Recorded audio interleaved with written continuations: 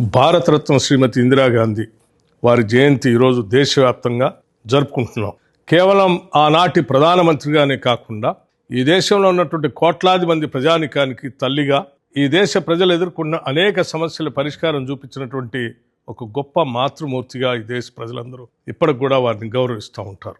వారు తీసుకొచ్చినటువంటి భూ సంస్కరణ కానీ, బ్యాంకుల జాతీయకరణం కానీ, లేకపోతే రాజభరణాలు రద్దు కానీ, ఈ దేశంలో 20 సూత్రాల ఆర్థిక కార్యక్రమాలతో ఈ దేశ ప్రజల అభివృద్ధి కోసం వారు వేసినటువంటి పునాదులు కానీ మనందరికీ ఒక స్ఫూర్తిదాయకం. శ్రీమతి ఇందిరాగాంధీ గారు ఈ దేశంలో పుట్టడం భారతదేశ గర్వకారణంగా నేను భావిస్తా ఉన్నాను. కాంగ్రెస్ పార్టీకి వారు నాయకురాలుగా ఉంటూ ఆనాటి స్వాతంత్ర సంగ్రామ పోరాటంలో పనిచేసినటువంటి అనేక మంది పెద్దలతో చిన్న వయసులోనే వారందరితో పనిచేస్తూ వారి స్ఫూర్తితో ఈ దేశ ప్రజల ఆకాంక్షలన్నింటినీ నెరవేర్చడం కోసం పనిచేసినటువంటి గొప్ప దార్శనికురాలు. అటువంటి దార్శనికురాలు చివరికి ఈ దేశ సమగ్రత సమైక్యత కోసం తన ప్రాణాలైనా పణంగా పెడతానని చెప్పి ఆనాడు ఒరిస్సాలో మాట్లాడినటువంటి మాటలన్నింటినీ కూడా మనందరం ఈ దేశ ప్రజలందరూ గమనించాల్సి.